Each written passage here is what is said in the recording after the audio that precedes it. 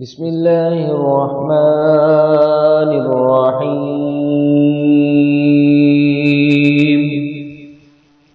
أمن خلق السماوات والأرض وأنزل لكم من السماء ماء فأنبتنا به حدائق ذات بهجة ما كان لكم أن تنبتوا شجرها أإله مع الله بل هم قوم يعدلون أمن جعل الأرض قرارا وجعل خلالها أنهارا وجعل لها رواسي وجعل بين البحرين حاجزا أإله مع الله بل أكثرهم لا يعلمون أمن يجيب المضطر إذا دعاه ويكشف السوء ويجعلكم خلفاء الأرض أإله مع الله قليلا ما تذكرون أمن يهديكم في ظلمات البر والبحر ومن يرسل الرياح بشرا بين يدي رحمته أإله مع الله تعالى الله عما يشركون أمن يبدأ الخلق ثم يعيده ومن يرزقكم من السماء والأرض أإله مع الله قل هاتوا برهانكم إن كنتم صادقين قل لا يعلم من في السماوات والأرض الغيب إلا الله وما يشعرون أيان يبعثون بل ادارك علمهم في الآخرة بل هم في شك منها بل هم منها عمون وقال الذين كفروا أئذا كنا ترابا وآباؤنا إنا لمخرجون لقد وعدنا هذا نحن وآباؤنا من قبل إن هذا إلا أساطير الأولين قل سيروا في الأرض فانظروا كيف كان عاقبة المجرمين ولا تحزن عليهم ولا تكن في ضيق مما يمكرون ويقولون متى هذا الوعد إن كنتم صادقين قل عسى أن يكون ردف لكم بعض الذي تستعجلون وإن ربك لذو فضل على الناس ولكن أكثرهم لا يشكرون وإن ربك ليعلم ما تكن صدورهم وما يعلنون وما من غائبة في السماء والأرض إلا في كتاب مبين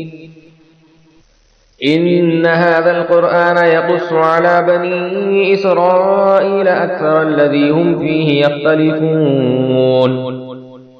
وإنه لهدى ورحمة للمؤمنين إن ربك يقضي بينهم بحكمه وهو العزيز العليم فتوكل على الله إنك على الحق المبين إنك لا تسمع الموتى ولا تسمع الصم الدعاء إذا ولوا مدبرين وما أنت بهاد العمي عن ضلالتهم إن تسمع إلا من يؤمن بآياتنا فهم مسلمون وإذا وقع القول عليهم أخرجنا لهم دابة من الأرض تكلمهم أن الناس كانوا بآياتنا لا يوقنون ويوم نحشر من كل أمة فوجا ممن يكذب بآياتنا فهم يوزعون حتى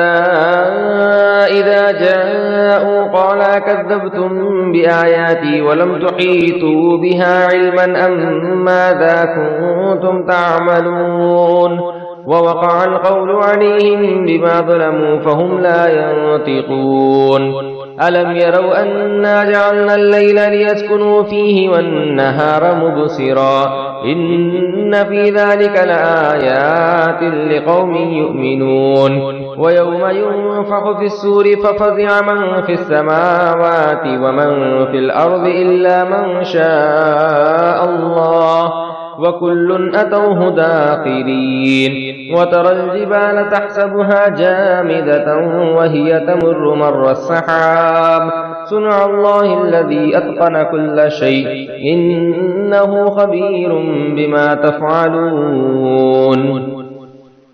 من جاء بالحسنة فله خير منها وهم من فزع يومئذ آمنون ومن جاء بالسيئة فكبت وجوههم في النار هل تجزون إلا ما كنتم تعملون إنما أمرت أن أعبد رب هذه البلدة الذي حرمها وله كل شيء وأمرت أن أكون من المسلمين وأن أتلو القرآن فمن اهتدى فإنما يهتدي لنفسه ومن ضل فقل إنما أنا من المنذرين وقل الحمد لله سيريكم آياته فتعرفونها وما ربك بغافل عما تعملون. سورة القصص مكية. بسم الله الرحمن الرحيم. طاسيم تلك آيات الكتاب المبين نتلو عليك من نبأ موسى وفرعون بالحق لقوم يؤمنون إن فرعون علا في الأرض وجعل أهلها شيعا يستضعف طائفة منهم يذبح أبناءهم ويستحيي نساءهم إنه كان من المفسدين ونريد أن نمن على الذين استضعفوا في الأرض ونجعلهم أئمة ونجعلهم الوارثين ونمكن لهم في الأرض ونري فرعون وهامان وجنودهما منهم ما كانوا يحذرون وأوحينا إلى أم موسى أن أرضعيه فإذا خفت عليه فألقيه في اليم فلا تخافي ولا تحزني إنا رادوه إليك وجاعلوه من المرسلين فالتقطه آل فرعون ليكون لهم عدوا وحزنا إن فرعون وهامان وجنودهما كانوا خاطئين وقالت امرأة فرعون قرة عين لي ولك لا تقتلوه عسى أن ينفعنا أو نتخذه ولدا وهم لا يشعرون وأصبح فؤاد أم موسى فارغا إن كادت لتبدي به لولا أن ربطنا على قلبها لتكون من المؤمنين وقالت لأخته قصيه فبصرت به عن جنب وهم لا يشعرون وحرمنا عليه المراضع من قبل فقالت هل أدلكم على أهل بيت يكفلونه لكم وهم له ناصحون فرددناه إلى أمه كي تقر عينها ولا تحزن ولتعلم أن وعد الله حق ولكن أكثرهم لا يعلمون ولما بلغ أشده واستوى آتيناه حكما وعلما وكذلك نجزي المحسنين ودخل المدينة على حين غفلة من أهلها فوجد فيها رجلين يقتتلان هذا من شيعته وهذا من عدوه فاستغاثه الذي من شيعته على الذي من عدوه فوكزه موسى فقضى عليه قال هذا من عمل الشيطان إنه عدو مضل مبين قال رب إني ظلمت نفسي فاغفر لي فغفر له إنه هو الغفور الرحيم قال ربي بما أنعمت علي فلن أكون ظهيرا للمجرمين فأصبح في المدينة خائفا يترقب فإذا الذي استنصره بالأمس يستصرخه قال له موسى إنك لغوي مبين فلما أن أراد أن يبطش بالذي هو عدو لهما قال يا موسى أتريد أن تقتلني كما قتلت نفسا بالأمس إن تريد إلا أن تكون جبارا في الأرض وما تريد أن أكون من المصلحين وجاء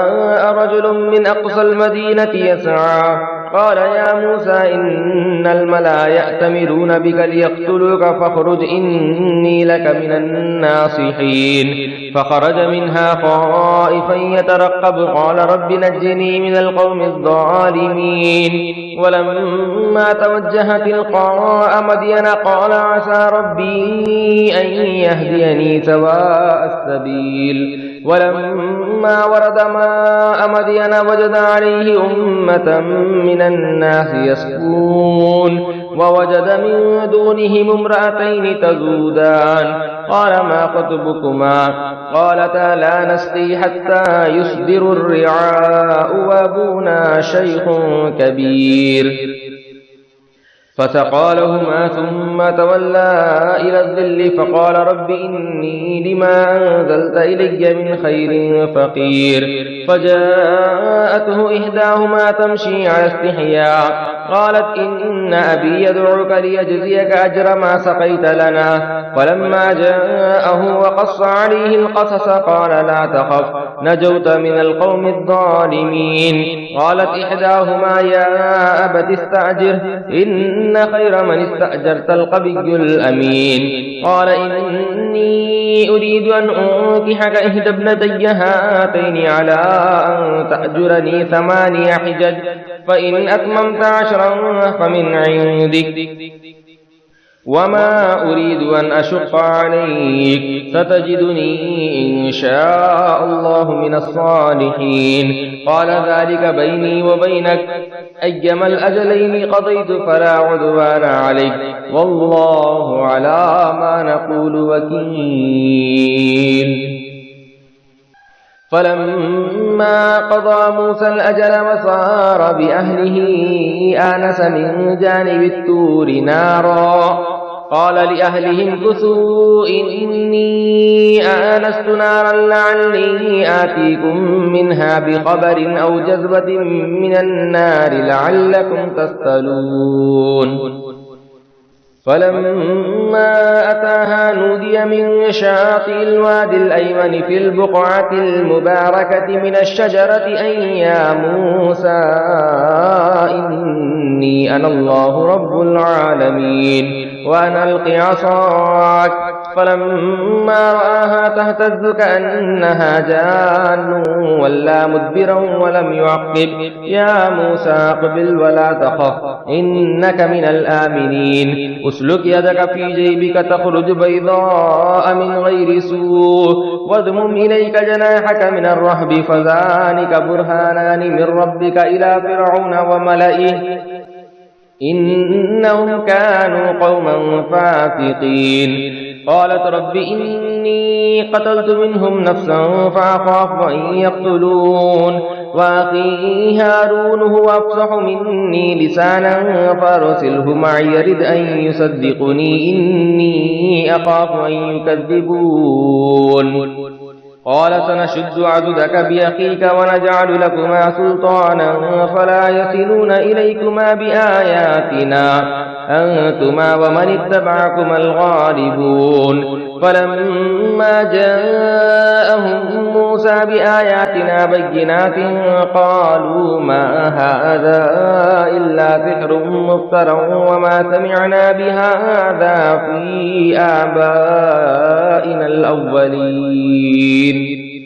قال موسى ربي أعلم بمن جاء بالهدى من عنده ومن تكون له عاقبة الدار إنه لا يفلح الظالمون. وقال فرعون يا أيها الملأ ما علمت لكم من إله غيري فأوقد لي يا هامان على الطين فاجعل لي صرحا لعلي أطلع إلى إله موسى وإني لأظنه من الكاذبين. واستكبر هو وجنوده في الأرض بغير الحق وظنوا أنهم إلينا لا يرجعون فأخذناه وجنوده فنبذناهم في اليم فانظر كيف كان عاقبة الظالمين. وجعلناهم أئمة يدعون إلى النار ويوم القيامة لا ينصرون. واتبعناهم في هذه الدنيا لعنة ويوم القيامة هم من المقبوحين. ولقد آتينا موسى الكتاب من بعد ما أهلكنا القرون الأولى بصائر للناس وهدى ورحمة لعلهم يتذكرون. وما كنت بجانب الغربي إذ قضينا إلى موسى الأمر وما كنت من الشاهدين ولكننا أنشأنا قرونا فتطاول عليهم العمر وما كنت سابيا في أهل مدين تتلو عليهم آياتنا ولكننا كنا مرسلين. وما كنت بجانب التور إذ نادينا ولكن رحمة من ربك لتنذر قوما ما أتاهم من نذير من قبلك لعلهم يتذكرون. ولولا أن تصيبهم مصيبة بما قدمت أيديهم فيقولوا ربنا لولا أرسلت إلينا رسولا فنتبع آياتك ونكون من المؤمنين. فلما جاءهم الحق من عندنا قالوا لولا أوتي مثل ما أوتي موسى أولم يكفروا بما أوتي موسى من قبل قالوا سحران تظاهرا وقالوا إنا بكل كافرون. قل فأتوا بكتاب من عند الله هو أهدى منهما أتبعه إن كنتم صادقين. فإن لم يستجيبوا لك فاعلم أنما يتبعون أهواءهم ومن أضل ممن اتبع هواه بغير هدى من الله إن الله لا يهدي القوم الظالمين. ولقد وصلنا لهم القول لعلهم يتذكرون. الذين آتيناهم الكتاب من قبله هم به يؤمنون. وإذا يتلى عليهم قالوا آمنا به إنه الحق من ربنا إنا كنا من قبله مسلمين. أولئك يؤتون أجرهم مرتين بما صبروا ويدرؤون بالحسنة السيئة ومما رزقناهم ينفقون. وإذا سمعوا اللغو أعرضوا عنه وقالوا لنا أعمالنا ولكم أعمالكم سلام عليكم لا نبتغي الجاهلين. إنك لا تهدي من أحببت ولكن الله يهدي من يشاء وهو أعلم بالمهتدين. وقالوا إن نتبع الهدى معك نتخطف من أرضنا أولم نمكن لهم حرما آمنا يجبى إليه ثمرات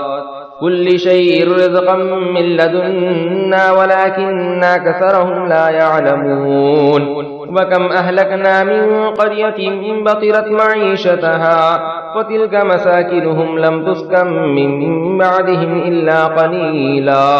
وكنا نحن الوارثين وما كان ربك مهلك القرى حتى يبعث في أمها رسولا يتلو عليهم آياتنا وما كنا مهلك القرى إلا وأهلها ظالمون وما أوتيتم من شيء فمتاع الحياة الدنيا وزينتها وما عند الله خير وأبقى أفلا تعقلون أفمن وعدناه وعدا حسنا فهو لاقيه كمن متعناه متاع الحياة الدنيا ثم هو يوم القيامة من المحضرين ويوم يناديهم فيقول أين شركائي الذين كنتم تزعمون قال الذين حق عليهم القول ربنا هؤلاء الذين أغويناهم كما غوينا تبرأنا إليك ما كانوا إيانا يعبدون وقيل ادعوا شركاءكم فدعوهم فلم يستجيبوا لهم ورأوا العذاب لو أنهم كانوا يهتدون ويوم يناديهم فيقول ماذا أجبتم المرسلين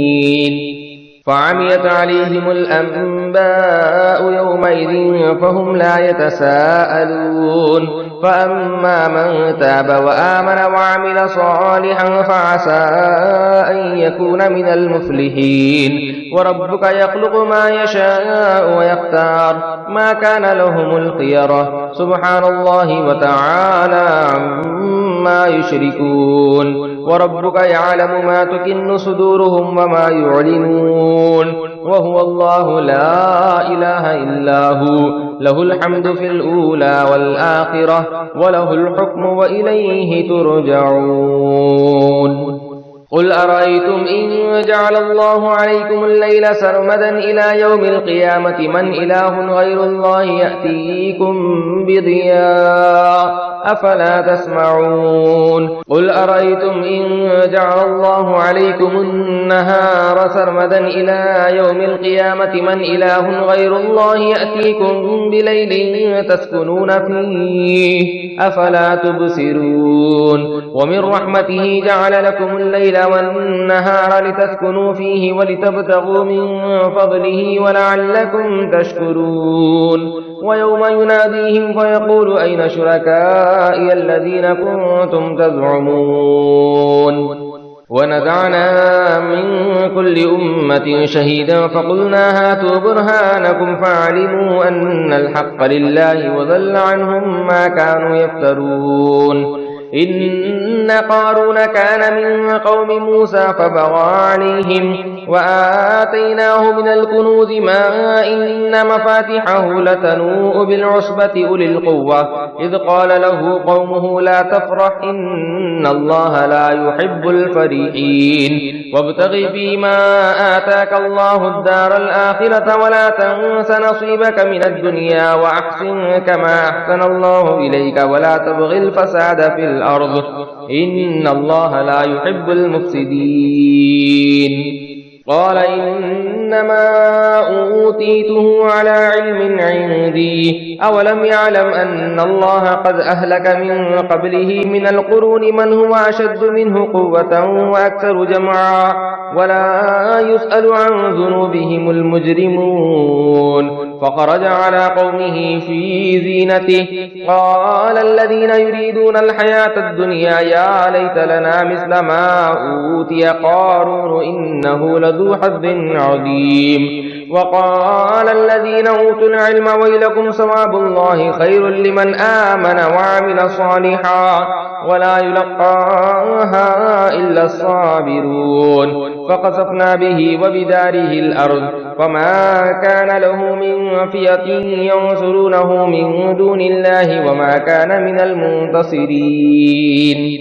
وأصبح الذين تمنوا مكانه بالأمس يقولون ويكأن الله يبسط الرزق لمن يشاء من عباده ويقدر لولا أمن الله علينا لخسف بنا ويكأنه لا يفلح الكافرون تلك الدار الآخرة نجعلها للذين لا يريدون علوا في الأرض ولا فسادا والعاقبة للمتقين من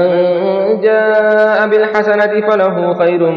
منها ومن جاء بالسيئة فلا يجزى الذين عملوا السيئات إلا ما كانوا يعملون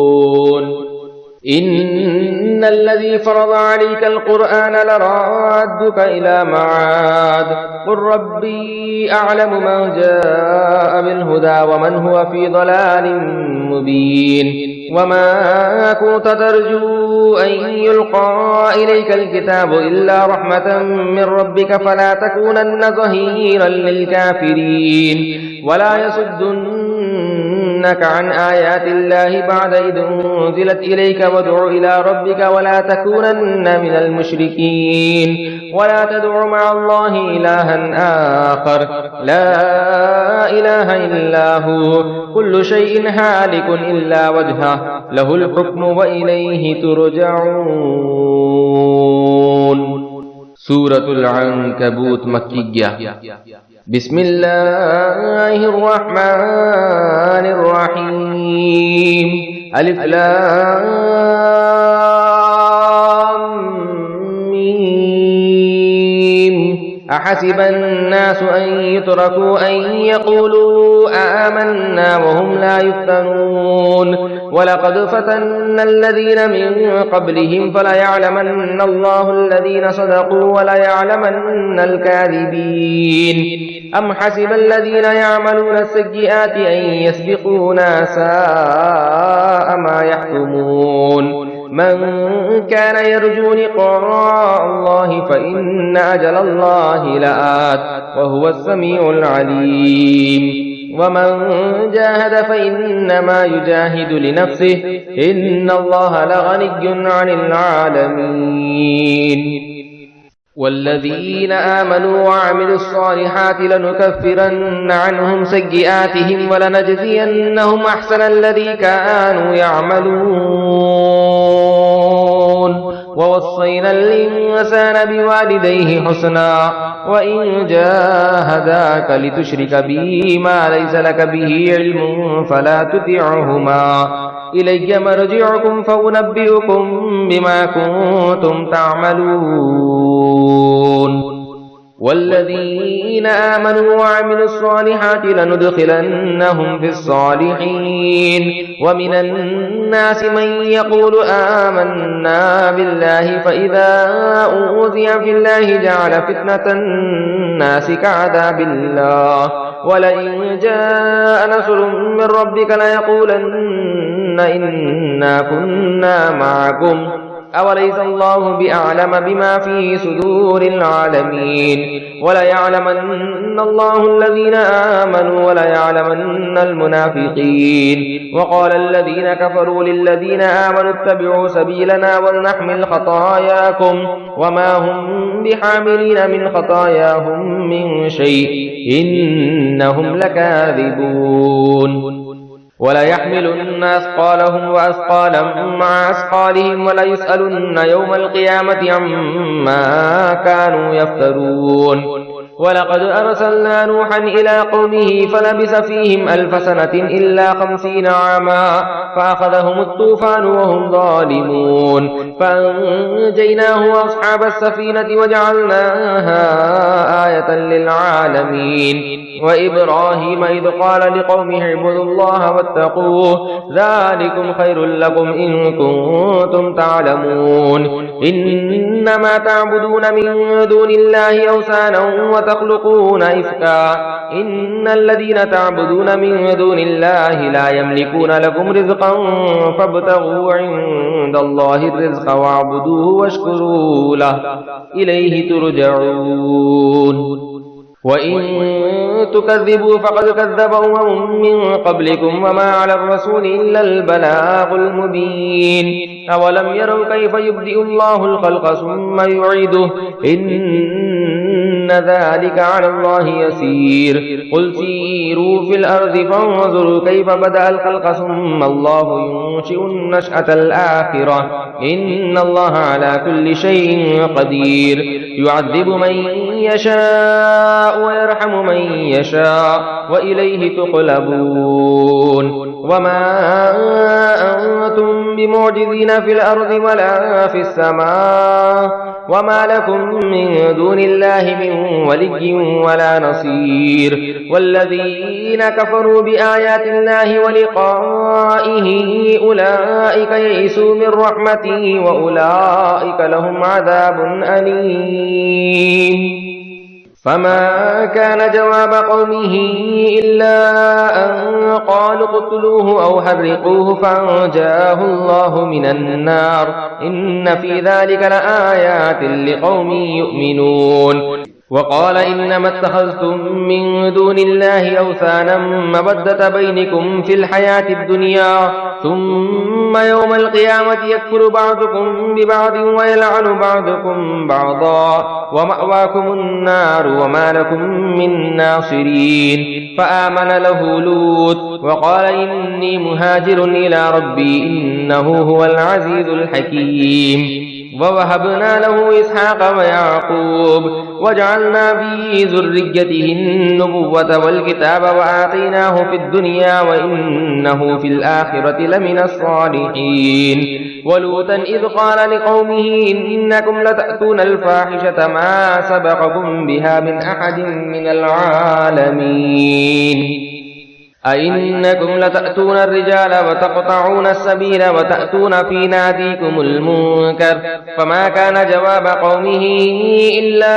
أن قالوا ائتنا بعذاب الله إن كنت من الصادقين قال رب انصرني على القوم المفسدين ولما جاءت رسلنا إبراهيم بالبشرى قالوا إنا مهلكو أهل هذه القرية إن أهلها كانوا ظالمين قال إن فيها لوطا قالوا نحن أعلم بمن فيها لننجينه وأهله إلا امرأته كانت من الغابرين ولما أن جاءت رسلنا لوطا سيء بهم وضاق بهم ذرعا وقالوا لا تخف ولا تحزن إنا منجوك وأهلك إلا امرأتك كانت من الغابرين إنا منزلون على أهل هذه القرية رجزا من السماء بما كانوا يفسقون ولقد تركنا منها آية بينة لقوم يعقلون وإلى مدين أخاهم شعيبا فقال يا قوم اعبدوا الله وارجوا اليوم الآخر ولا تعثوا في الأرض مفسدين فكذبوه فأخذتهم الرجفة فأصبحوا في دارهم جاثمين وعادا وثمود وقد تبين لكم من مساكنهم وزين لهم الشيطان أعمالهم فصدهم عن السبيل وكانوا مستبصرين وقارون وفرعون وهامان ولقد جاءهم موسى بالبينات فاستكبروا في الأرض وما كانوا سابقين فكلا أخذنا بذنبه فمنهم من أرسلنا عليه حاصبا ومنهم من أخذته الصيحة ومنهم من خسفنا به الأرض ومنهم من أغرقنا وما كان الله ليظلمهم ولكن كانوا أنفسهم يظلمون مثل الذين اتخذوا من دون الله أولياء كمثل العنكبوت اتخذت بيتا وإن أوهن البيوت لبيت العنكبوت لو كانوا يعلمون إن الله يعلم ما يدعون من دونه من شيء وهو العزيز الحكيم وتلك الأمثال نضربها للناس وما يعقلها إلا العالمون. خلق الله السماوات والأرض بالحق إن في ذلك لآية للمؤمنين. صدق الله العلي العظيم.